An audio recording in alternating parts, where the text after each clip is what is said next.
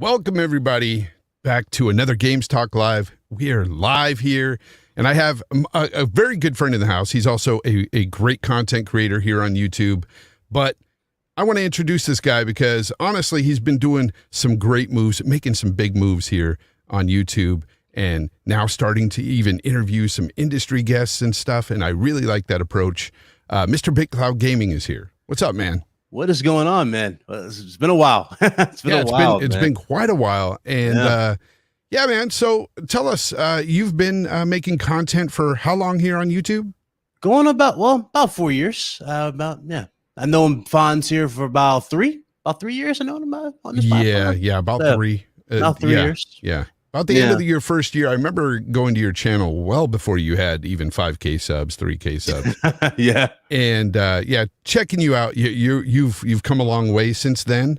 You used to do a lot of rants just by yourself. A lot of ranting about Xbox back then. Google Hangouts, man. But, there was something else. But it was understood. I mean, there was a lot of problems going on with Xbox. They fixed a lot of that, and they're going on to, fixing more of the issues that we've had for them for so long. But yeah, I remember those shows back in the day, and now you're interviewing people like Becca Pruitt, an actress who was just in Resident Evil 8. Oh yeah, she was a treat to have on the show. I've interviewed people from Housemark, who Rudolph. Shout out to Rudolph. He's the sound engineer from Returnal. Interviewed him. Fantastic dude. Awesome. That's all about the big social aspect of us interviewing people from the industry, because we really get more of the passion that goes behind these projects. Even if the game, let's say, it doesn't perform well, it's cool to see how much they put into it, how much they really cared about it, and you really appreciate what they have to say in the long run.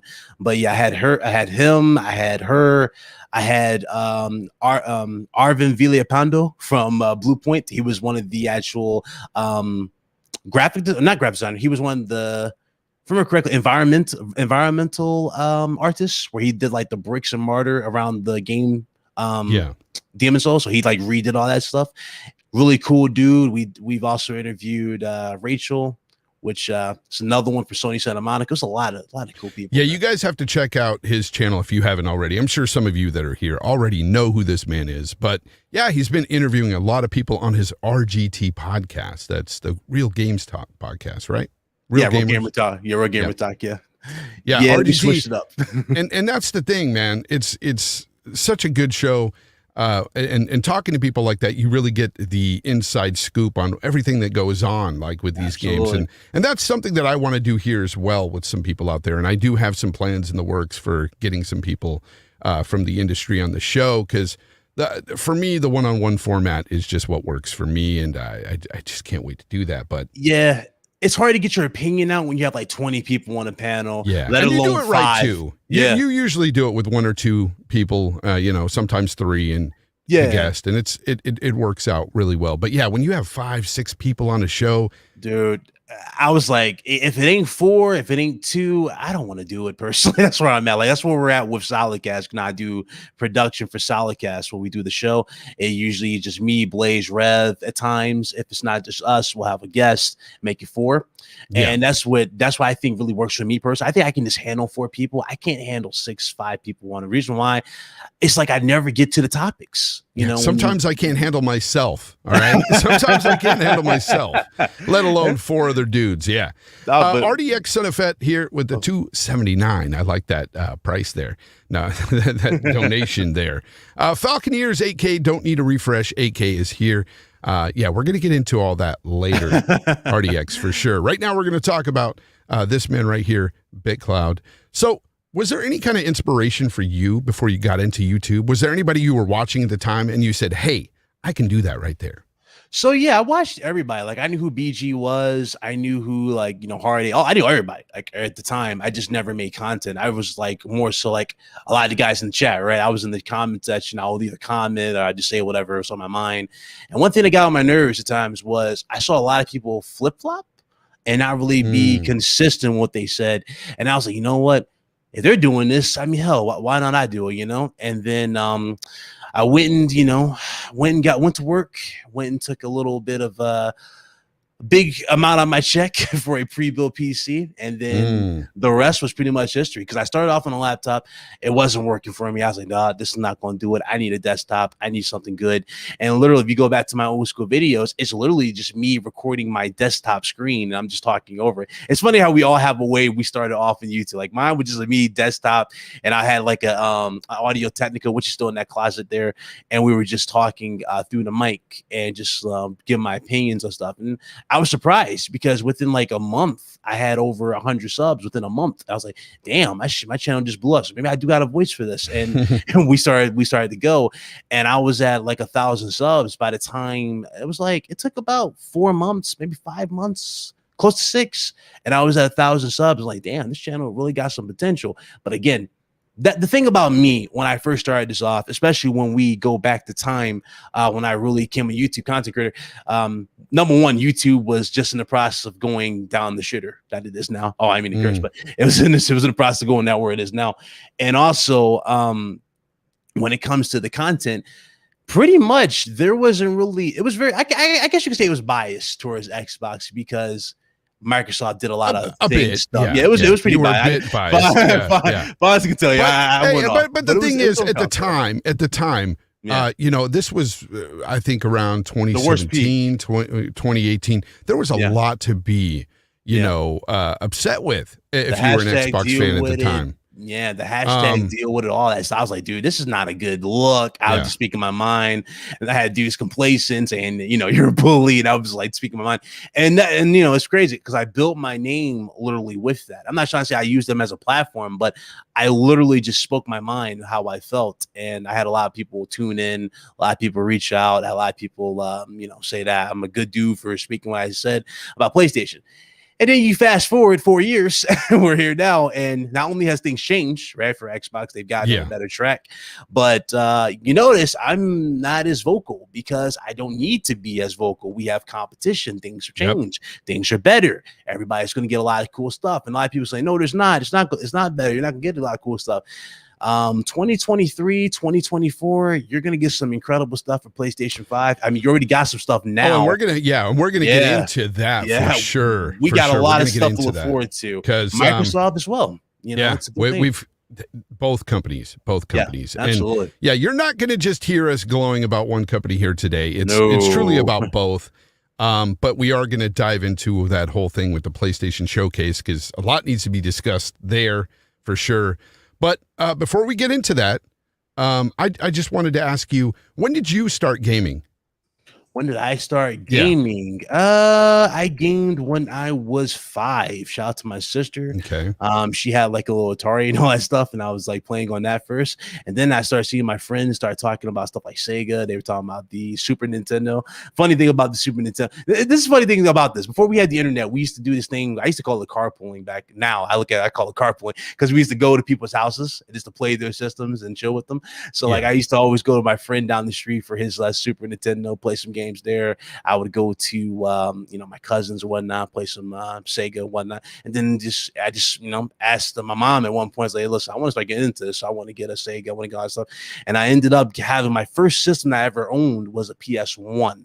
But if I go back, really? I did, but if I go back, I had everything else like the N64. I've had the Super Nintendo. We've had an Atari a system in the house. We've had PS2, which was my all-time favorite at that time. I had the OG Xbox. Fun fact too, Purdue said they say I'm a pony.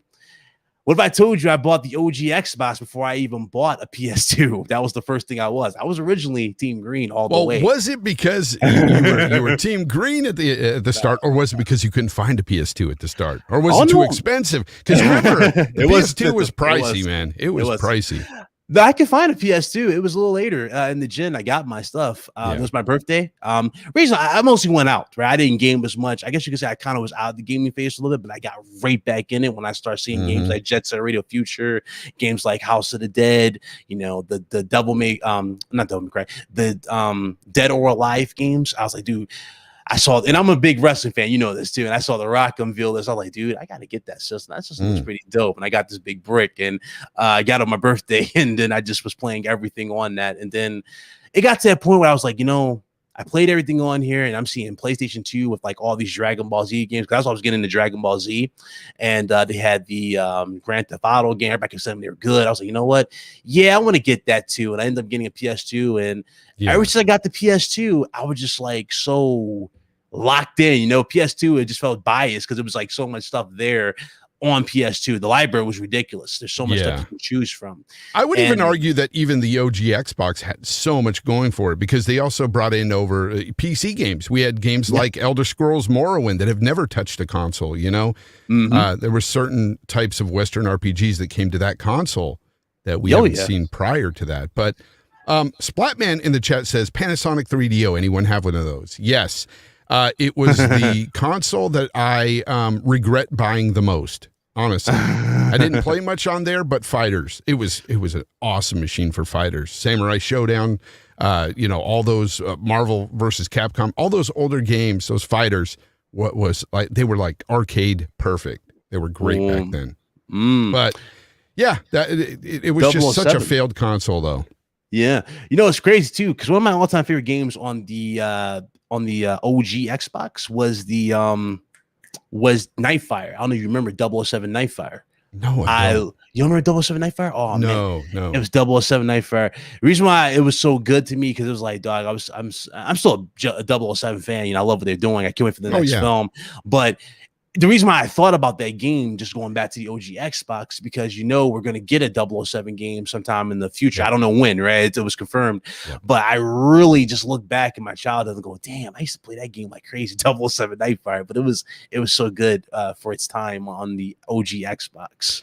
Such a good time. For me, it was all about 007 GoldenEye back in the day on the N64. Hey, I do remember that. Yeah. Played that with my brothers. The N64, bro. Well, we used to play Xena on that too. I don't know if you play Xena on the OG. I didn't play that one. I didn't play that one. It was like a fighting game. Yeah, we used to play too. Did that have anything to do with the Warrior Princess stuff or no? Yeah, it had everybody on there. I think it had Xena, it had Gabrielle, it had Despair, it had everybody in the game. Yeah, it was pretty good.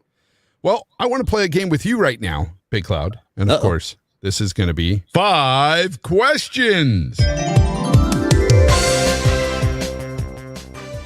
All right, so this is 5 questions, 4 trivia, and 1 subjective question at the end. Okay.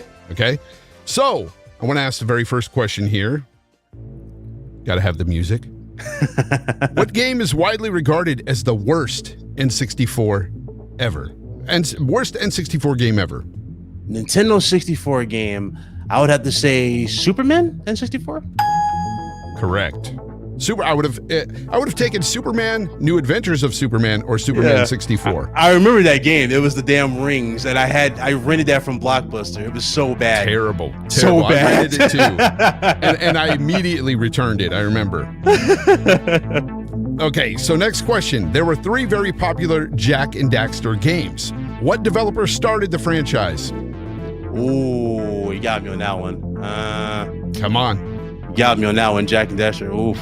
I forgot all about the developer on that one. You got me on that one. All right. Naughty Dog. Okay. I thought it was, what's the name? Yeah. Good call. Okay, 3. This is the 3rd question for you. True or false? NBA Jam Tournament Edition was a PlayStation 1 launch title. True or false? That's true. True. Correct. All right. Your last and final question that is not subjective here is this one. Not counting add-ons, how many consoles did Sega release in North America? Not counting add-ons, 2? 4. 2? Oh, it's 4. See? The Master System, Genesis, Saturn, and the Dreamcast. I was thinking Genesis and Saturn. I thought it was all right. So here's your last question, sir. Favorite gaming experience of all time could be your experience or game, favorite game, whatever you want. Favorite gaming experience of all time. Yes. Good question. Shit. You might actually be shocked by this. It was actually the game that sold me on PlayStation 1. And ironically, I can go back and play this game anytime I want, on PS4 because it got remade. And I think you remember I was very joyful when it was shown at the 2016 E3.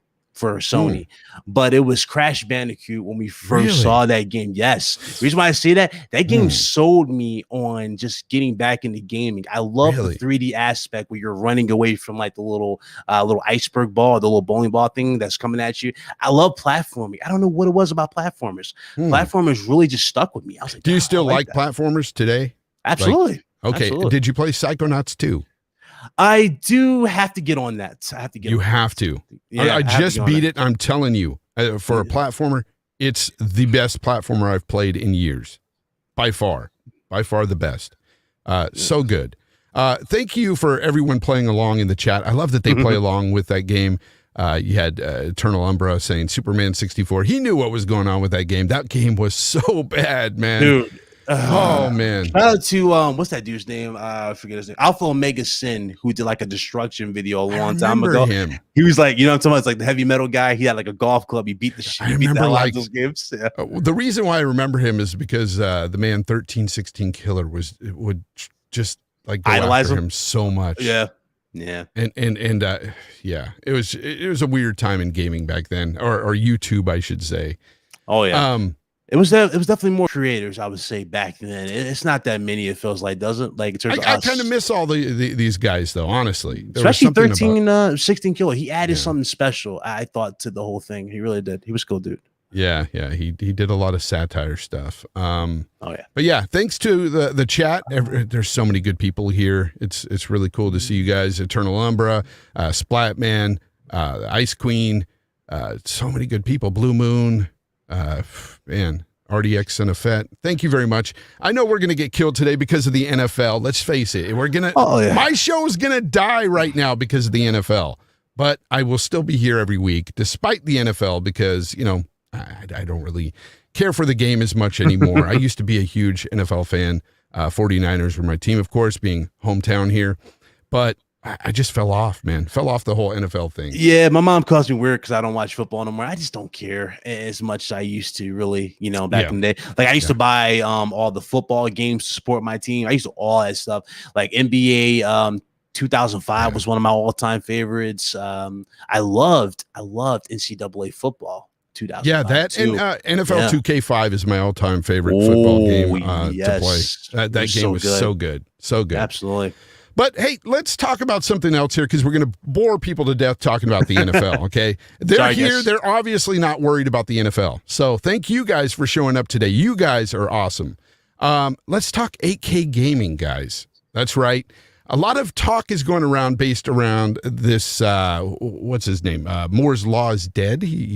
Speculation that he has. Part speculation, part things he says he hears. It's like theory, yeah. And mostly though it's speculation, but people have ran with it. You know, content creators looking for news, any little bit, man. Hey, let's make a big deal out of this. So they're talking about mid-gen refreshes, and of course, these mid-gen console refreshes, we know we're going to get them at some point. However, my stance on this, BitCloud, is that people have a hard time enough getting what we've got currently. Basics, basic ones. Yeah. And they're saying this is not going to, end until 2023. So possibly 2024 is when you might see a PlayStation 5 on the shelf. So if we are to get a mid-gen refresh, I think it's a bit too early to even discuss something like that. What's your thoughts? Exactly. Yeah, I did a video on this. I thought the whole thing was kind of ridiculous at that point. It felt like dudes were just trying to like grab at anything for it. I call these traction articles, right? Traction pieces, literally trying their best to get as much for the sites. When you see stuff like this, because they go PS5 and they hear a Pro model, like, oh my God, it's another model. Let me go jump on it. And you already see Sony cutting corners with the newer models anyway. They're cutting back on the heat sinks. They're changing the internals. They're putting out these other ones, right? They're lighter, more cheaper, refined models. Some people are saying it runs fine, which is good. But again, I have my doubts for that unit. I'm sorry. Nobody changed my mind. I have my doubts on it because they cheaped out on the vital components, So let's talk about that a bit. I say that we should hold off judgment until more internal testing is done. Because here's the thing. Maybe, and Austin Evans even said this on his platform. That's why I don't understand why people went after him. It was I don't either. Because he even said that maybe it was overkill what they did originally, and they're just cutting back to where, this can be all managed and it'll be fine. It'll run to spec. And that's possible. So maybe they did overshoot on the original design. Maybe they gave you more of what you didn't really need. They just were being cautious. But here's what I will say about that. I'm glad I got a machine where they did overshoot that. They did. Right. You're very comfortable with the unit you got, and I'm happy with that too. Like I'm like, if somebody asked me would I switch with my unit for the new one, I'm like, hell no, I'm going with this one.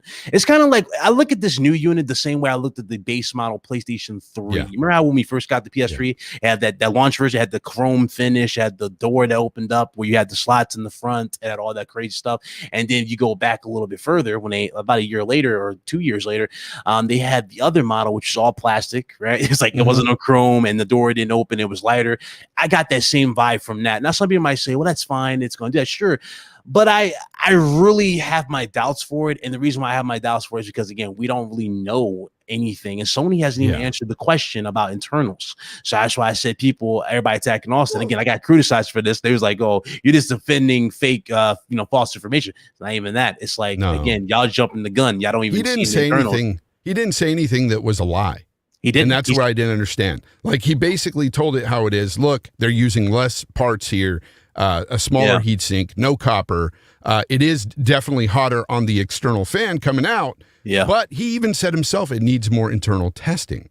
Yep. And that's the thing. You're going to see a lot of content creators out there get their hands on this and do those tests. And then we'll know. We'll know then for sure. Oh, yeah. No, but absolutely. Until then, I'm going to reserve judgment on that. But talking about this whole 8K gaming, first of all, I just don't even think, 8K is a buzzword. It's just like the 4K thing when that was starting. To me, it's like, these games at 1440p, even at 60, 120 frames, they were good enough. They look great, right?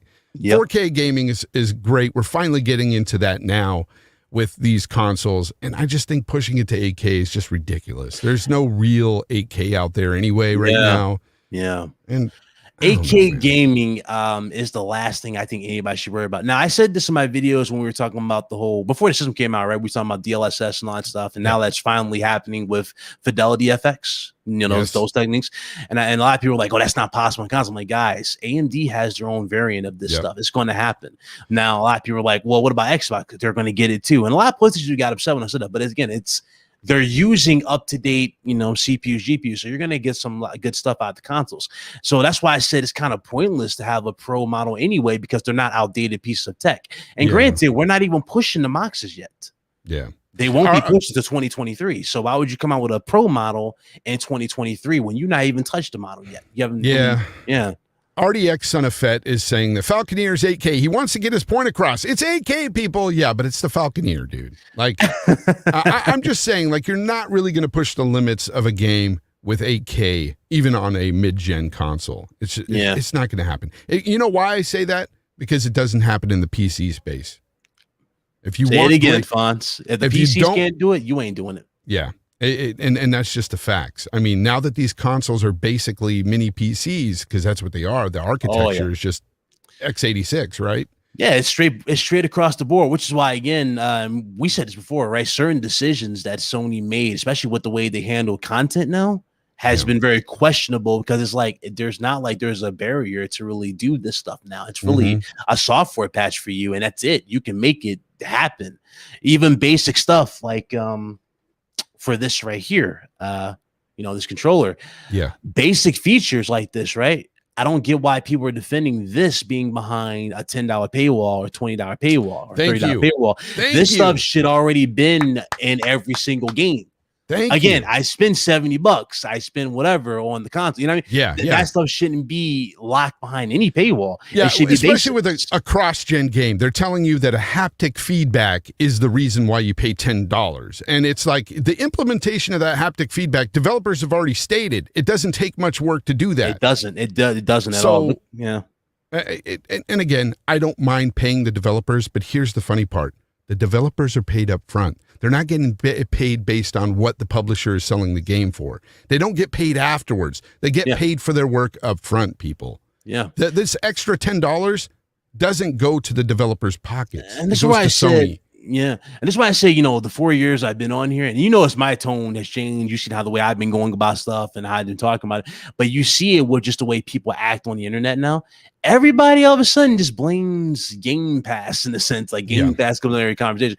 Now, at first, I was like, okay, whatever. You know, I brushed it off. I didn't really care. But when I see dudes saying, well, this isn't like Game Pass, you know, we're paying for greatness.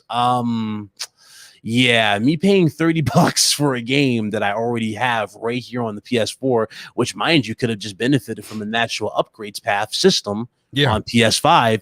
I would have taken that any day of the week over me having to pay for a director's cut. Now, granted, some people are defending the director's cut because it's new content. If it's up to that extent, if it's new extents like that, like for example, Death Stranding, they got race stuff like that. Okay, cool. If you're adding, I guess, stuff like that, maybe, right? But when we're talking about basics and you're not even adding anything to this, if you're just upscaling the resolution and the frame rates, and then, you know, putting haptic feedback in there and saying, okay, $10, that's not worth it, man. Not in my opinion. It's turned into a cult, so to speak, now, because dudes are like, they have this new slang now, and I can't believe they're saying this shit because a lot of these dudes don't even buy these games day one to begin with. You see me stream them, and you see it in my comment section all the time. Dudes are like, well, I think I'll get this on sale. Do they not say this fine? They say this every time, every game. Yeah. So it's like, again, obviously, you're not with the whole pay up front model. You will like that game at a cheaper price point, right? Yeah. So when I see dudes say like, oh, support the developers, all that stuff, I'm sitting there laughing. I'm sitting there going, okay, if we was to go by your logic, 99% of you dudes you talk about, let's say, what's that game called, Outriders, that launched very, very badly. Outriders wouldn't have lasted a week if we followed your model. It would have been the most criticized game of all time. And then one can even bring up, you know, 560,000 units sold of Returnal out of what, 15 million users? So the damage control I'm seeing for that, like, well, look at the sales numbers. I'm like, first of all, don't give me that. Don't give me. I'm not installed. They're like, look at the install base. I'm like, that's kind of my point. You dudes overhype these games, and when it comes to supporting them, you'll make all these crazy stuff like, oh, $70, no problem. You just broke, get a job, right? These dudes say stuff like this, but when it comes to supporting them, they don't buy these damn games day one. The problem I have with that is you have millions of gamers capping for that game, but only 560,000 are sold. The numbers don't add up there, and that's just funny to me. But regardless of that, just getting back to the topic, RDX Son of Fed says direct machine learning will bring 8K. You're not wrong. I'm not saying 8K gaming can't happen. It will eventually happen. But my problem with it now, speaking about this now, is just a buzzword now. Because how many people have 8K TVs or monitors? Let's be real. Yeah, I mean, you need an HDMI 2.1 TV to get these 120 frames, remember correctly, for the current models. And those are like, what, fine, $700 monitors, something like that. It's like, yeah. And Game Over Brian said, hey, Fonz, Hardware Buster did a full breakdown on the new PS5, and they say it runs 11 degrees cooler. I've not seen that. Thank you for telling me, but I got to check that out. If that's true, that's great, man. Yeah, that's fine. That's fine. Do you think it could be because of the, maybe it was overkill in the original, and maybe the new fan that they implemented is better? From the way the blades looked inside the fan, like the way they were spaced, maybe that's a contributing factor to it. Maybe that's what's helping it. So it's a possible. Yeah, it's got to be for that type of stuff. It's fine, but again, I'm looking at, we're getting these good results now, but it's all about longevity at this point for this unit. That I'm really, really worried about, like how long will this unit really last compared to what we got? You know what I mean? Fonzo, we got the beefier model with the big heat sink, the future-proof type of one, and I'm like, I'm okay with that. Yeah. And you know what? I was thinking about this too. We could even replace the fan in our unit. Yeah. We can get one of those new fans, I think, and put it in there. Because I don't think the space is different at all. I think the chassis and everything is exactly the same. Yeah, unless they did some like more gutting of the system, which I don't think they did. Everything they did. Yeah, it looked exactly the same. So yeah. They just removed copper. That's about it. I wonder if we could get that fan and just replace it, get the better fan. That would be cool. Yeah. But yeah, let's move on from this 8K topic, because honestly, we'll end it with this. Mid-gen refreshes, and I'm sure you'll agree, it's just too early to speak on that now, especially in the day and age we're in right now. People can't even get an original console. It always cracks me up, though, like when we started gen, dudes immediately start talking about the next gen, immediately in the middle. As like, guys, can we let this gen really prosper first before we start talking about an upgrade? I mean, the way you guys been talking, you would think you guys were on, hold Hold on. You would think you guys were on PC there. Yeah, but I think what it is mostly is that content creators, that's their bread and butter. Honestly, is getting some info like this. When you get things, any little bit of info about something, especially a new console, it creates a lot of buzz, and people want to hear about that next thing. The headlines kill me. Yeah, the headlines kill me. Like, new PS5 completely destroys Series X. I'm like, yeah, you don't say. You don't say, Like, obviously that's going to happen at some point, and then, the Xbox will strike back with another one. It's just, they'll go back and forth. Even though Phil Spencer in the beginning said there is no reason to have a mid-gen refresh with the Series X and S consoles. He stated that already, but do I believe that he's going to stick with these the whole generation? No, I don't. It depends, really. It depends on what we see in I think 2023, 2024 will be the defining year of whether and it or not. Depends because of the architecture. They do have full RDNA 2. There's things there that they're not even utilizing yet. And I hate to go on in that because I'm not a big tech guy, but from what I hear, there's a lot of things they're not even touching yet. Yeah. Which is very which is I'm happy about. Again, I got stuff that just it just gets me hyped because again we're now getting that finally in the consoles. Yeah. Shout out to Hustle and Motivate that is now part of the ILP crew with Addict. Yeah, shout out to him, man. Good dude. With Lord Addict. So they are now co-hosting the Addict Show, which is amazing. Good job, brother. Thank you for renewing your channel membership. I appreciate that, brother. Thank you. Good dude, man.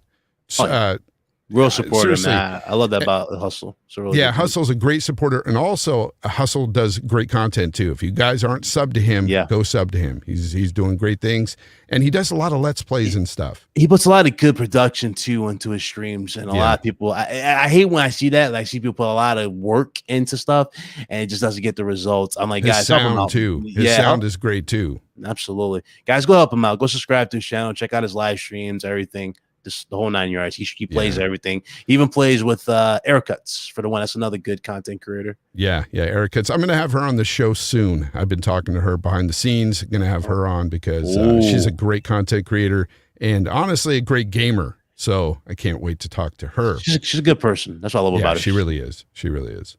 All right, so let's go ahead and get into this whole. Do I want to get into the PlayStation stuff right now, or do I? Or, you know what? Let's talk about RedFall real quick. Okay. So RedFall, of course, there has been some leaks to RedFall, and I'm going to share this here while we talk about RedFall. Let's see if I can get this RedFall going. Anyway, I'll work on that. But while we're talking about RedFall here, so the leaks, there are some images that came up. I don't know if you saw the images, but people are already like bashing this game based on alpha footage, mind you.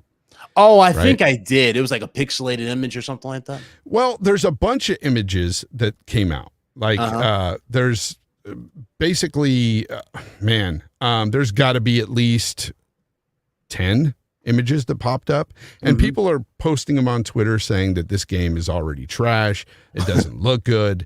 And I'm like, that this, well, anyway, they're saying that this is from alpha footage, Right. Until they show a trailer with the gameplay and stuff, I would hold judgment because it is Arkane Studios. They do good work. I mean, people are already hyping up Deathloop, and that's not out yet. And they're saying, people that are being able to play behind the scenes are saying it's amazing. So I just don't think that this studio is going to turn out something that is trash.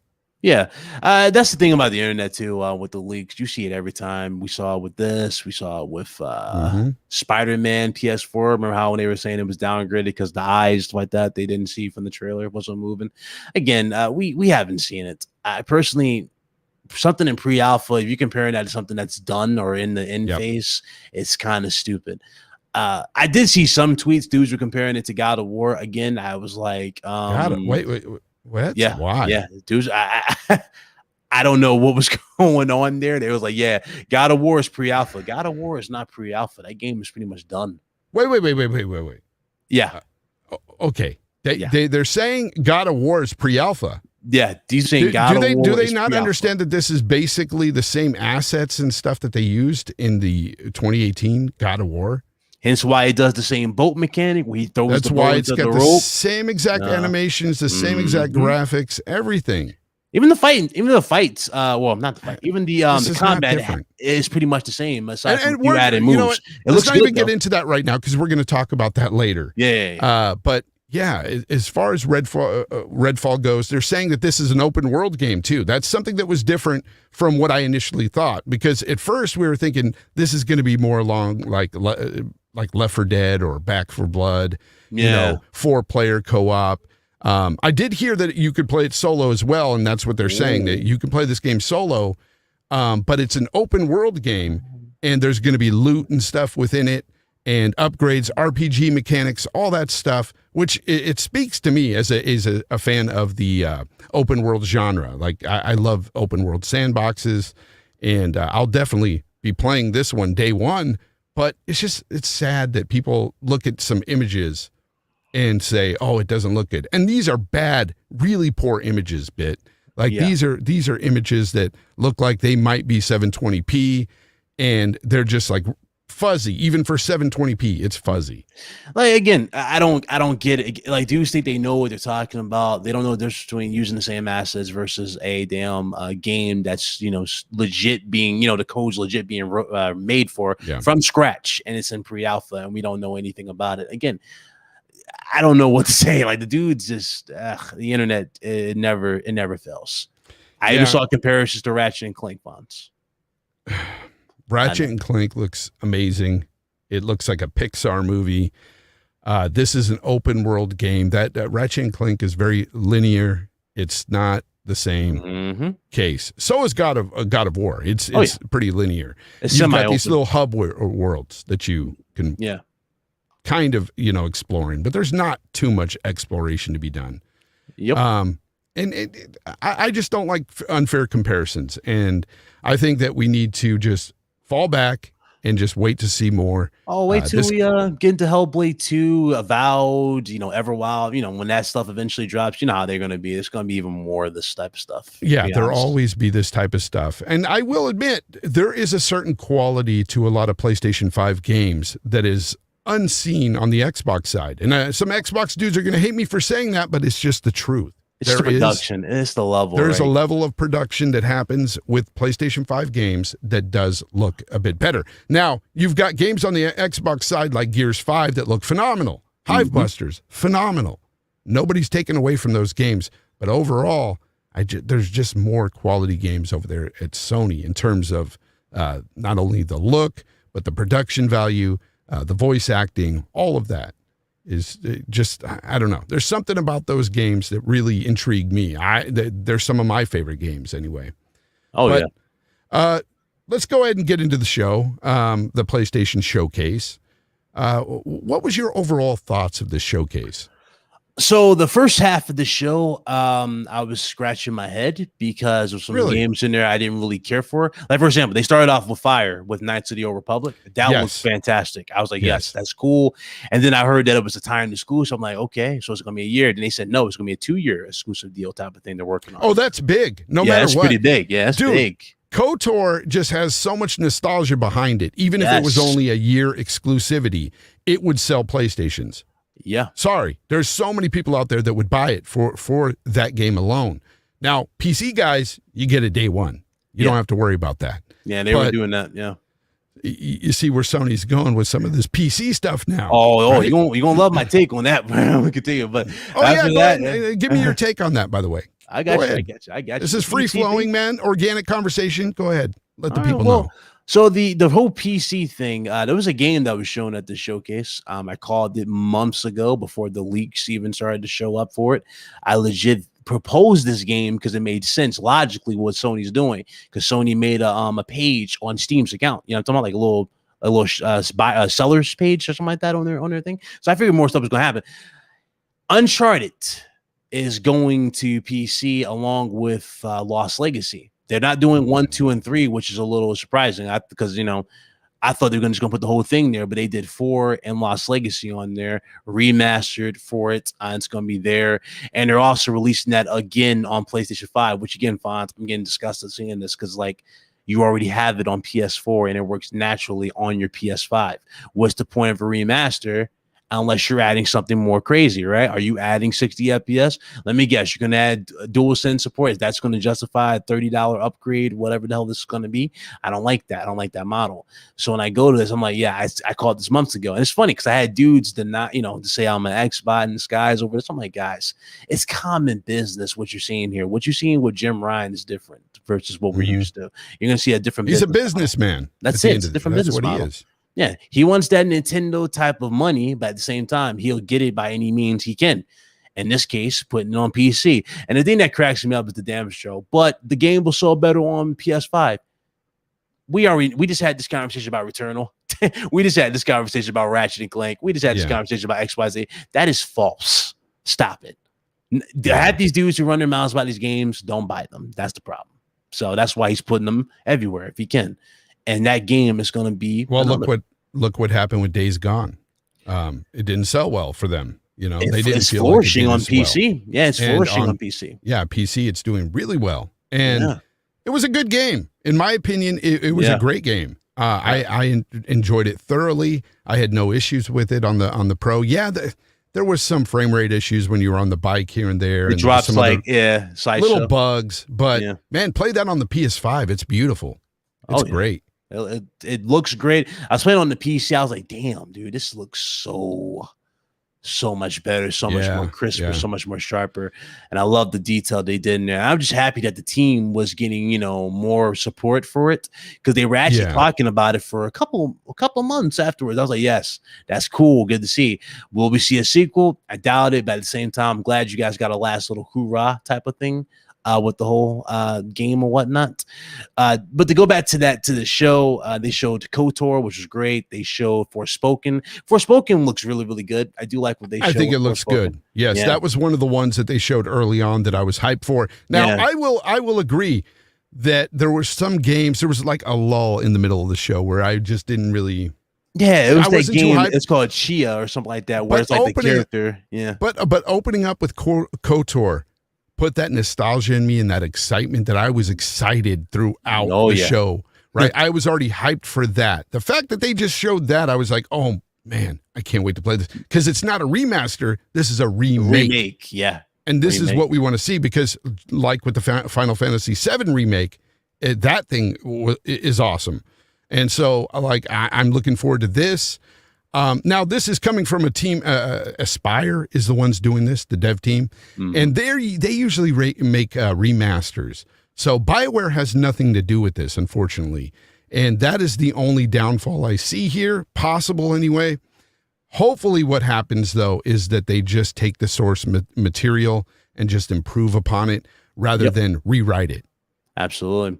It looks really, really good. Again, when we saw the Unreal Engine demo, Unreal Engine 5, by the way, Unreal Engine 5 is blowing me away every game we're seeing on it. Like Wukong. You see the snow fist. Oh Lord, I'm loving what I'm seeing there. But I remember when they broke that down, when they first started talking about PS5, they said they had this new setting or this new mechanic. I'm guessing developers had this now. We're gonna do this where they can like scan props and just drop them in the game. So imagine more realistic lightsabers in this. This is another positive going into that game too. Hustle and Motivate says, hey, BitCloud, I saw Digital Foundry talk about this and they said the footage was 10, he meant 1440p, 60 frames. I don't know what game he was talking about. What do you know what he was referring to? I don't even know what game. What game you can about? let me know in the chat, but yeah, he says it was 1440p, 60 frames. Not sure what he's talking about, but he's talking about maybe Uncharted. Maybe Uncharted. Not sure, but in any case, shout out to him. Shout out to Ash Tree Gaming as well. It's good to see him in the chat all the way from the Australia, way out there. So, thanks for being up late or early. I don't know what time it is there, but maybe it should be about late. Yeah, about late for them. He was talking about Uncharted 4, by the way. Yeah, I figured it's Uncharted 4. Okay, so 1440p. I don't know, Fonz. Is that enough for you for $30? Or more likely $30 upgrade? Because imagine they charge you $70 for this. Honestly, no. I've already played it and it looked great. Yeah. Why am I going to play it again? At 1440p? Like, why am I going to pay for it again? Is what I should say. What if it's $70? Oh, I don't think it'll be 70. If it is, what haptic support? No, of course not, dude.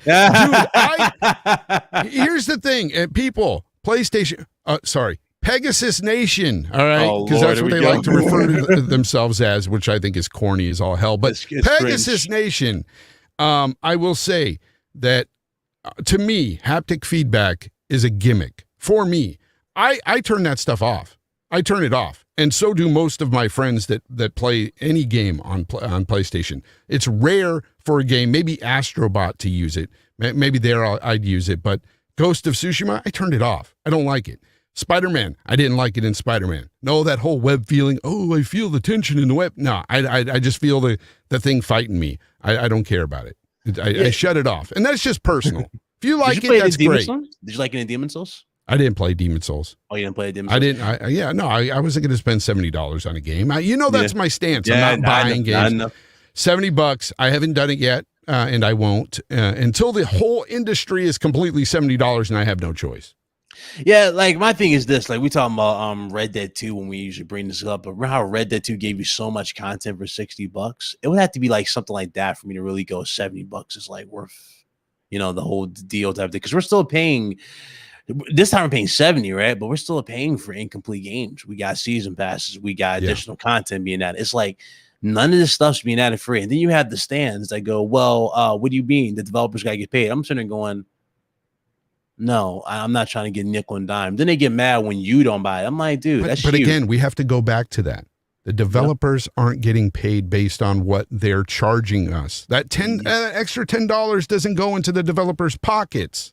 Mm-hmm. Why do they think this? I don't understand. I've talked to developers and asked them straight up, hey, does that money go to their pockets? No, it doesn't. That goes to the publisher, which is Sony. Absolutely. And then they go like, well, it's just so much stupid stuff we see on the internet, especially with the whole Game Pass model, like games being in the service. They'll go, well, the developers didn't make money because it didn't sell like that. Y'all just rented it and the developer struggled. Remember how they say the sales ain't good because they're struggling. And I'm sitting there going, how did they struggle when they got a big fat check ahead of time to put the game in there to accompany, to go all that stuff. And then they got additional sales or additional profits from sales.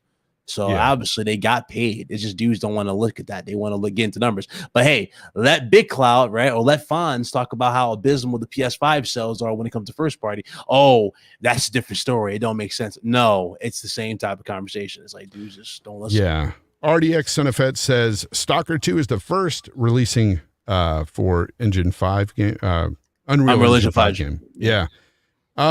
Is that the first? Is that the first game to release on console with Unreal Engine 5? I think so, because I don't think we have a release date for Wukong. Wukong doesn't have a release date.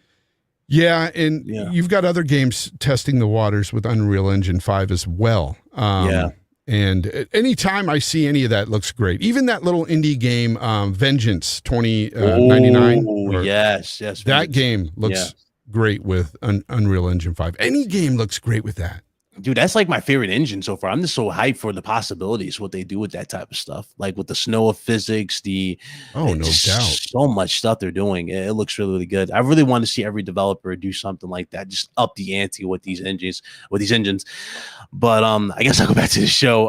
Forspoken, great right there. Aside from Forspoken, they showed I'm trying to go there. Project Eve. I think that's the name of it. Project Eve. That looked good. It kind of looked like Bayonetta. I don't know, you remember? It's like a Bayonetta looking game. It kind of looks like Bayonetta, Devil May Cry, that sort of game. And I'm not really too into those hack and slashes. It reminds me something of like 90s 3D platforming, like 90s 3D gaming. Like it just, I don't know.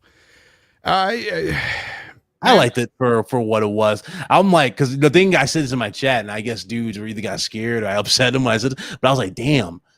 It's a shame that we have a game already looking like Bayonetta, and we don't even have Bayonetta 3 gameplay yet. We still haven't gotten anything for Bayonetta 3. I said that, which is a tragedy.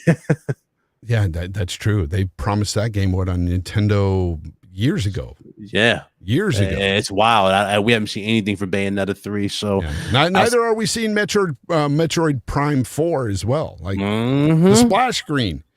And that's something I wanted to get into also is this whole CGI talk. Everybody's like, CGI is bad. And look, I've always maintained, and people coming at me on Twitter for being excited over games that are announced with CGI.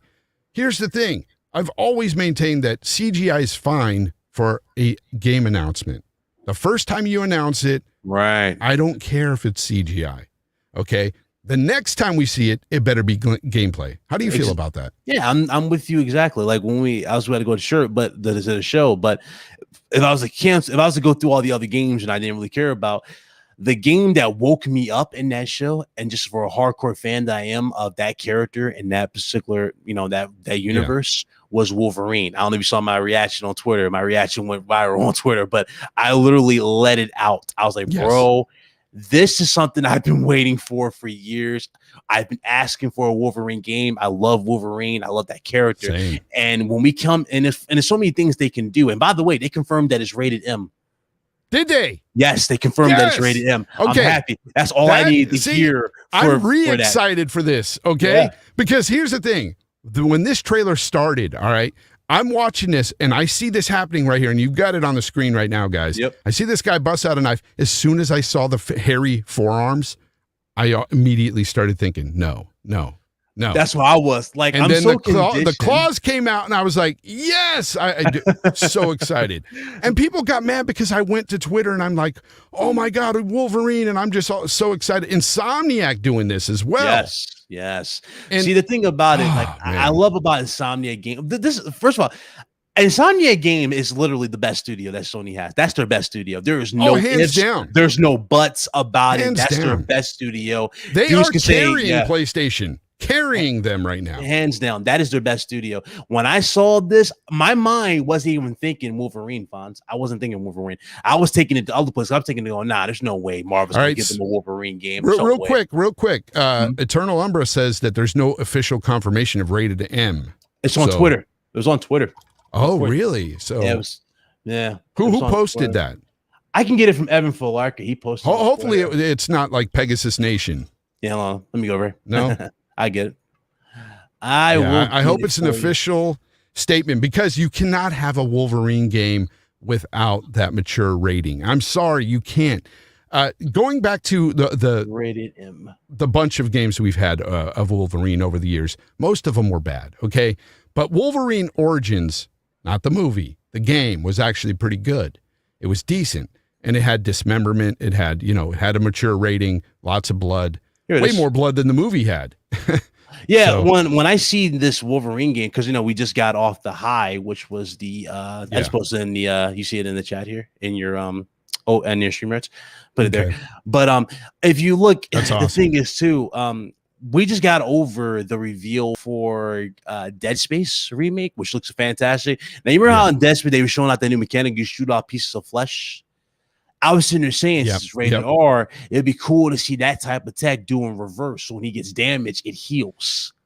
Yeah, that would be awesome to see that type of stuff. But when I saw this, though, again, my mind was just like blown away, because I was like, yeah, and it's not in-game footage or anything. It even says not actual gameplay or anything. Yeah. But the fact that Insomniac is doing this, a developer that is tried and true, we know that they're good. They've done great with Spider-Man, great with so many other games. They are going to knock this out of the park. I have no doubts.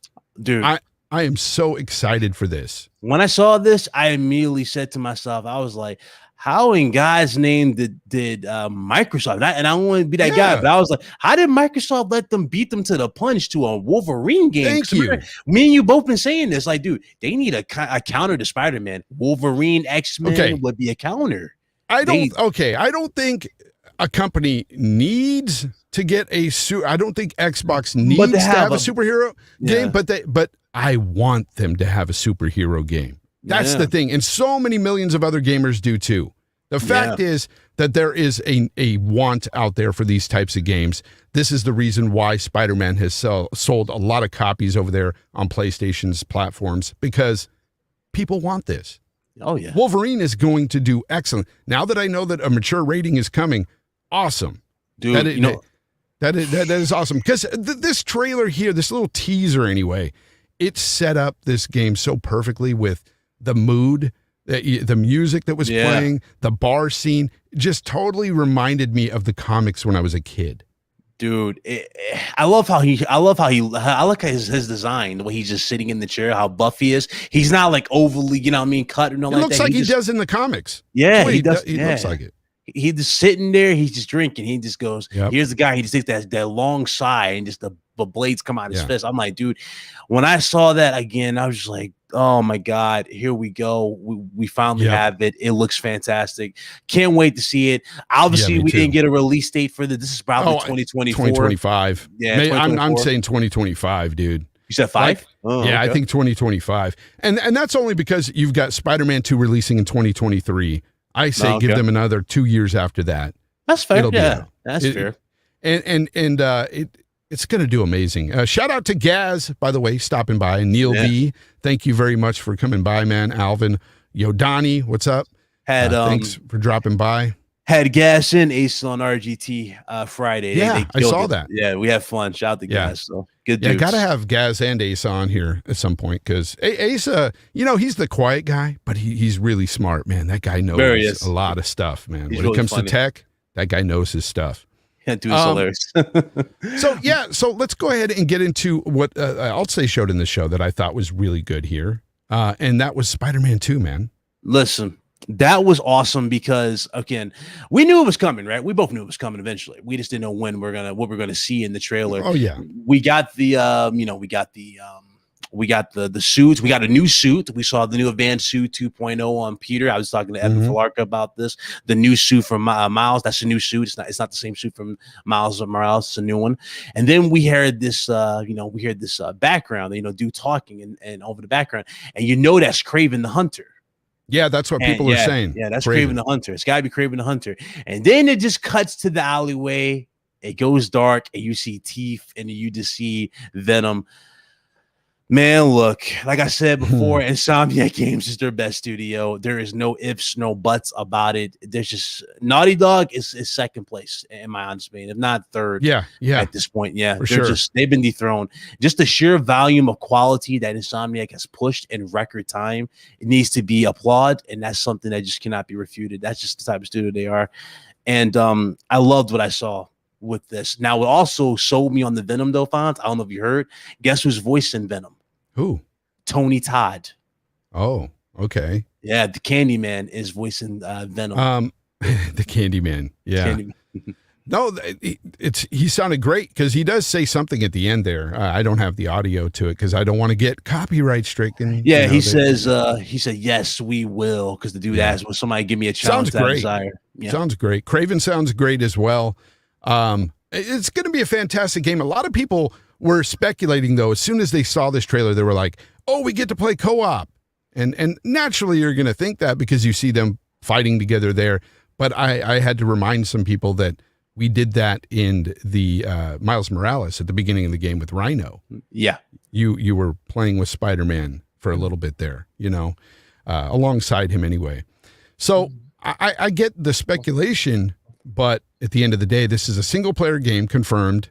I think what'll happen, though, is that you'll play as both throughout the game. I think there might be some scenarios you'll play as Peter Parker and other scenarios you'll play as Miles. Yeah, I think they're going to do, because they said the world is, Tony Todd commented on the game. He said the game is massive, so it's bigger than what we got on PS4. So I'm guessing, like the other islands of New York that we couldn't really go to because those give you that little sign. Good. It's pretty much those islands attached to it. That's what they pretty much are confirming, which is great. That's more content to the game. What I'm expecting from the world personally, though, I'm expecting for you to be like, it's kind of like GTA. Remember, like GTA, you just press a button and you can switch between the character. I'm thinking they're going to offer a system like that. GTA 5 style would be great. Yeah, because you have separate missions for each particular one. You can just go and do it, and that'd be awesome. Yeah. It's funny. Colt Eastwood said the same thing.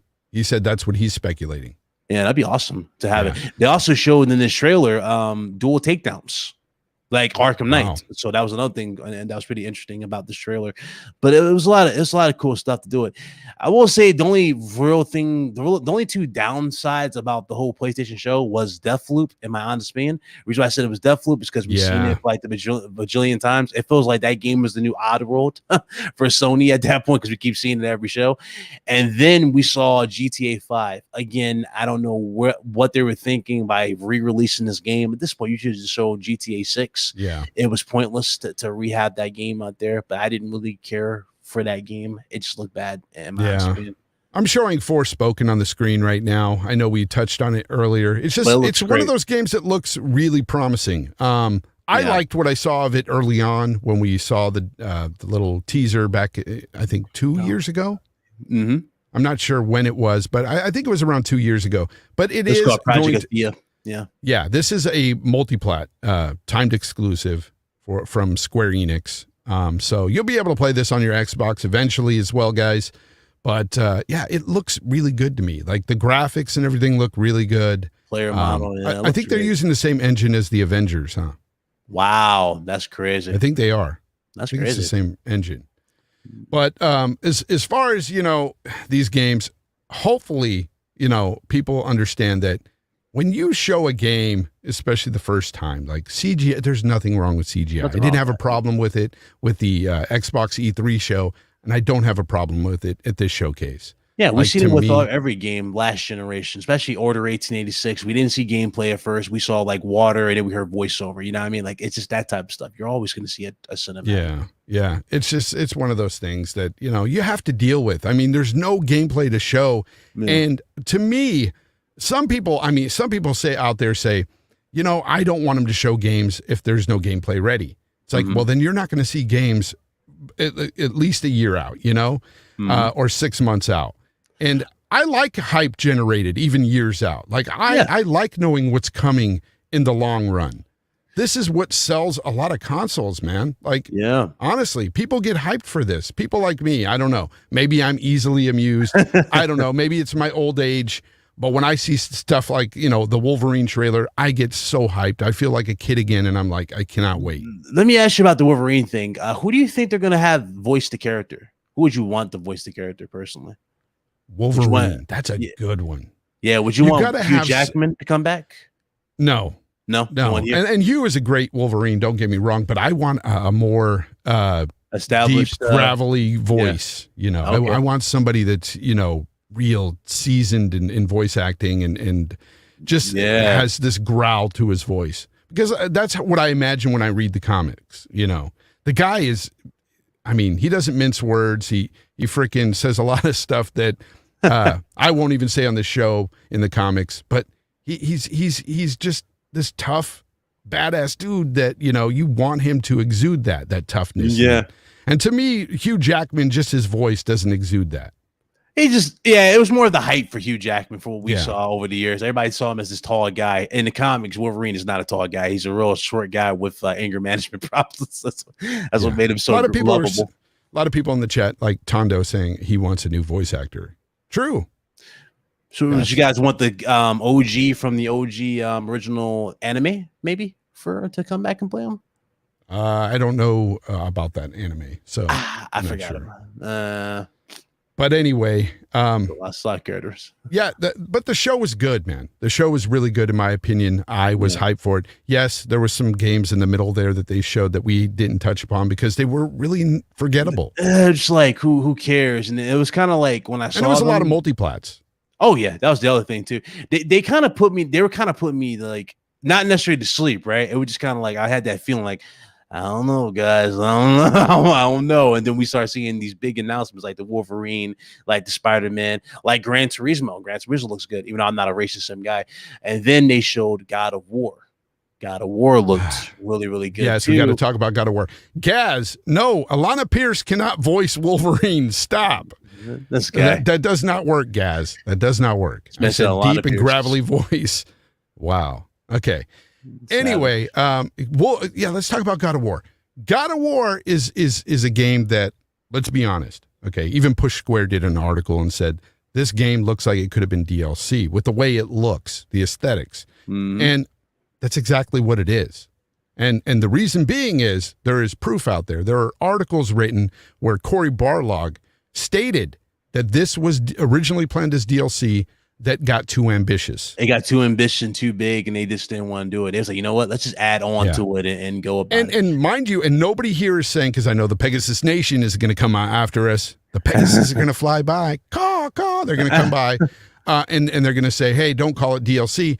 It's not DLC. It's a standalone game. It's a bigger game than the original 2018 game. Yep. Apparently, it's bigger. But this was originally slated to be DLC. That's why it looks the way it does. It looks much the same. Everything from the aesthetics to the mechanics to the animation, everything is the same. And I'm okay with that because I love the first game. I love the 2018 game. So I'm okay with more in this case. What about you? Yeah, it looks like, again, when I saw it, I thought it looked great. I don't know where everybody's like really, upset about it. It looks fine. Again, from what we saw with the whole Spider-Man reveal with 2023, this is why I said before, again, next gen doesn't really start until PS4 is dropped. Yeah. So PlayStation 5 will really be pushed. And again, dudes are upset about that. They were like, well, how come Spider-Man 2 and Wolverine are PS5 only? Because the generation needs to go on. Yeah. You know what I mean? Those are the and that's why we're going to see a bigger world, New York City in Spider-Man. Because that's one of the things I had a problem with in Spider-Man Miles Morales. I'm like, well, I've already been here. I've already, we've already seen this map. Of course, it's Spider-Man. It's New York City. But now that they're expanding upon that, that's why we need the power of the PS5 for that. That is more just to it, you know what I mean? More ambition to it. You can do more. Hell, who knows? Maybe certain enemies are in select areas of, you know what I mean, of islands, and you'll find them there. And that's what I love about that. That's just really, really cool. So again, next gen starts in 2023. And I've been said this to people. I'm like, guys, just temper expectation for some things because you're not going to really see next gen really take off until 2023 when they drop PS4. So the fact that dudes are like, oh, it looks like a PS4 game. I mean, again, it's just same assets. Like you said earlier, it's the same assets. They're just adding upon it for PS5 and PS4. Granted, they're not going all out for PS5. You could tell they're not going all out for PS5. And it still looks great. For what we're seeing, it looks really, really good. Miles Morales, in my opinion, is still one of the best looking games out there, period. Oh, yeah, hell yeah, hands down. It's great. The facial animations, everything. The ones for God of War look second to none as well. The facial animations look really, really good. And when you play that game, too, it's just like, God. even the player models they revealed, right? They revealed, first of all, I'm blown away that they got this guy to play Thor. Ryan Hurst. From The Walking Dead, who plays Beta. I was blown away by that announcement. Sons of Anarchy. I'm like, that's a perfect cast for Thor. He sounded great. Thor's going to be great. I'm just laughing because the chat, man, they're going on about Gaz voicing Wolverine. Gaz voicing Wolverine. That's hilarious. That would be the most unintimidating voice I've ever heard. Eternal Umbra said, if it was auto-tuned. Gaz auto-tuned Wolverine. No, you'll hear Wolverine say sauce every 5 minutes. Sauce. Sauce. Yeah. You'll get drenched in the sauce. I love Gaz. He's a great guy though. It's funny as all hell, dude, even behind the scenes. And a pretty decent actor too, I would say. Like when he does the skits, his acting is pretty damn on point. Him and Blaze cracked me up on Friday. They were just eating up each other for the chat. I was like, you guys are hilarious, but they were having fun with it. Well, anyway, speaking of fun, we've had a lot of fun here today, but we are over our hour mark by 8 minutes. So, that's over the time limit. I don't like doing more than an hour, guys. I know a lot of people are like, you guys should keep it going, stuff like that. But look, I respect my guests' time as well as my own and my family's as well. So I've got to get going. And my guest here has been awesome today. BitCloud, you've been a great friend now for 3 years, man. Let everybody know out there where they can find you. Yeah, man. I 3 years ago when I met Fonz, I told Fonz he had like that radio voice, and I'm loving the setup. I love the interviews, what he does on his channel. I'm glad to see his channel literally blow up and get more traction than it deserves. Oh, it's not blowing up. It's not blowing up. It's getting there. It's getting there. He'll get there. Keep at it, bro. Keep at it. But I love what he does. That's my homie right there. Shout out to everybody in the chat, man. You guys can find me at BitCloud Gaming everywhere, YouTube, Twitch, Twitter. I interview everybody from the industry. I've had Fonz on the show numerous times. I've had Gaz in the chat, even though he's a fraud. He was on the show he was on the show Friday. Literally, just no sign of slowing down. It's going to continue. But I appreciate the invite. Got to do it again, man. It was great. I love this. This was really, really great. Yeah, really good. Thank you very much, Gaz and Game On Daily, for becoming a channel member. You guys are amazing, dude. Really, check out Game On Daily, guys. They have a website where they have so many different articles and stuff for the gaming news. Awesome website. And also their YouTube channel where they're called Game On Daily here on YouTube as well. Amazing. You can check out the Gaz and the Asa themselves and check out all that awesome stuff. Anyways, before I go, I just want to let everybody know that you can listen to this podcast on Apple Podcasts, Spotify, Google Cast, everywhere where podcasts are, you can find this show, or you could just watch it right here after the fact. It would be great. I appreciate you guys. The chat has been awesome today. Thank you very much. And until next time, fly, Pegasuses, fly.